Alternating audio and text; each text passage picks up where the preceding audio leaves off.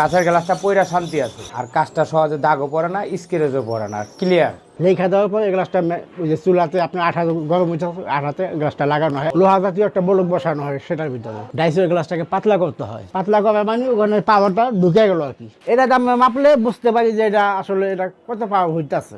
আমাদের মেইন প্রধান চাবিকাঠি হচ্ছে এটা।